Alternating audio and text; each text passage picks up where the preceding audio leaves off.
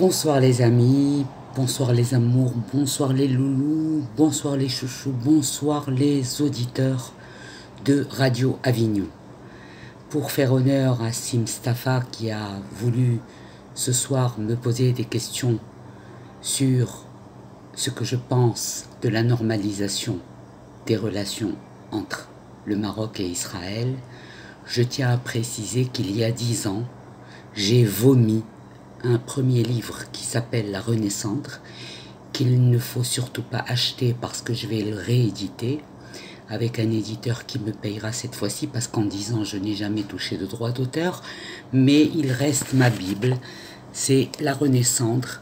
Je vais bientôt le rééditer sur Israël, sur la France, sur le Maroc. Voilà, maintenant je suis rassuré, si je l'imprime ici, il pourra être vendu au Maroc. Voilà ce que nous avons gagné dans la proximité Maroc-Israël. Ce chapitre s'appelle « Les incidences ethniques sur le divan ». Qu'est-ce qui se passe quand un Marocain épouse un étranger? En général, bien sûr, il y a toujours des cas d'exception. Mais en général, qu'est-ce qui se passe? Alors, je vais vous raconter, à travers cette vidéo, l'histoire de Boucheib de Blaq, qui s'est marié avec Natacha Grumblesk. Là où les Marocains juifs et musulmans remettent leur choix d'exode en question, c'est lorsqu'ils approchent de l'âge de la retraite. L'âge où l'on a moins d'énergie, où les enfants s'en vont vivre leur vie, où les amis ont eux aussi des problèmes de santé. Nous y sommes. Plus de collègues de bureau avec lesquels ils avaient reformaté leur accent d'origine et devant lesquels ils avaient fait semblant d'être un autre pendant 20 ans, 30 ans, 40 ans. Plus de gosses en bas âge qui guettaient leur arrivée à la crèche ou à la maison, comme jadis, ya hasra.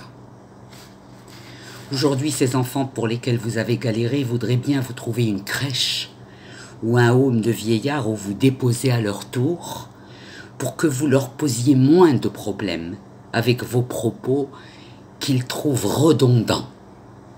Vous vous répétez beaucoup.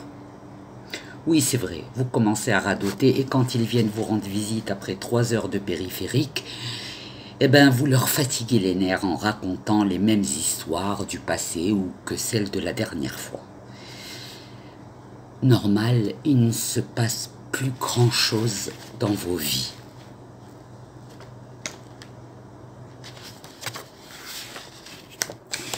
Le peu de courses qu'il vous reste à faire vous use et vous fatigue. Pourquoi? Pour qui, vous répétez-vous? Ce n'est pas sûr qu'ils viendront vous rendre visite ce week-end. Ah non, c'est pas sûr du tout. Tous ceux qui ont épousé des Européennes sans histoire d'amour au début ou au milieu se retrouvent face à face avec cette conjointe qui leur paraît soudainement étrangère parce que d'une toute autre culture que la leur.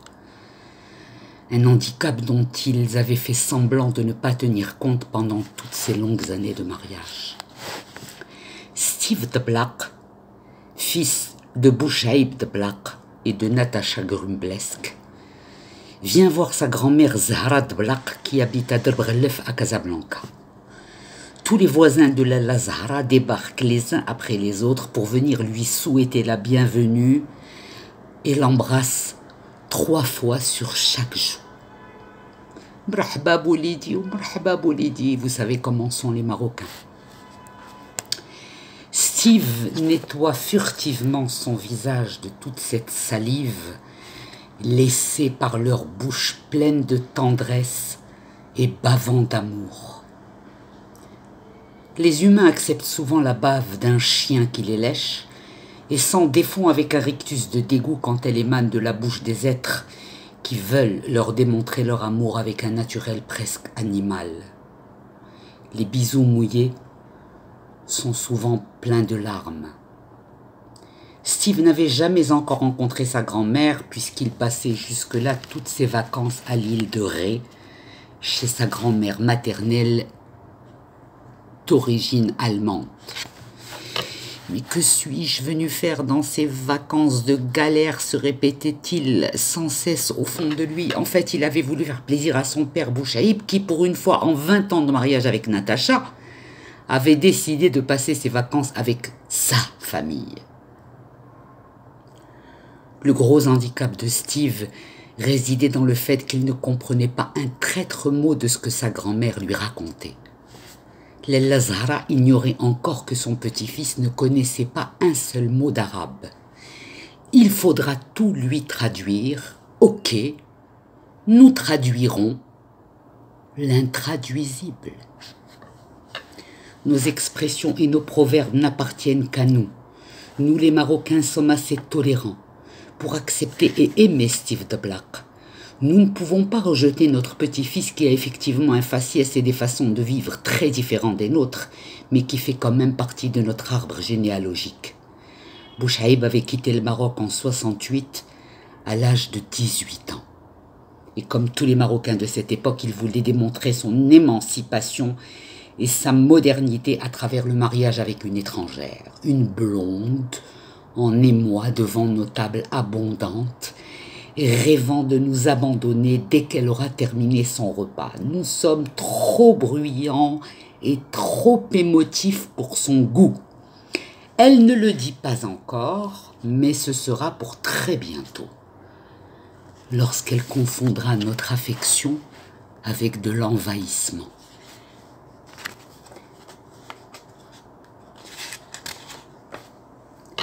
À l'apparition de Natacha, nous nous ferons sûrement des grimaces entre nous. Jaïa, membre de cette famille déjà originale aux yeux des voisins. À travers nos rictus, nous communiquerons dans une espèce de morse pour nous interroger sur la meilleure façon dont nous allons pouvoir communiquer avec Natacha pendant les 3 semaines à venir.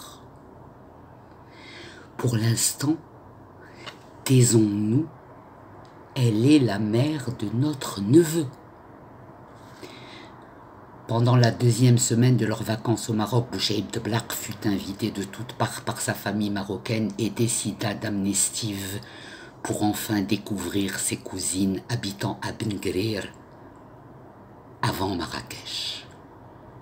À la vue de ce grand plat de terre cuite dans lequel chaque membre de la famille plongeait sa main pour constituer sa bouchée, conformément au rituel marocain, Steve semblait interloqué, comme traumatisé.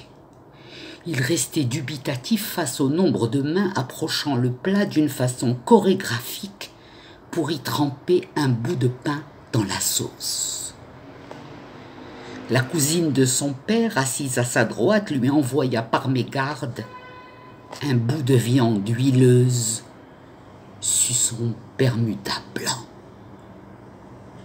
Je vais m'arrêter là pour que mes vidéos ne soient pas longues, parce que peut-être que vous allez adorer ce que je raconte, mais il paraît que j'ai une voix qui endort, et ça, je ne veux pas que vous vous endormiez avant la fin de la vidéo.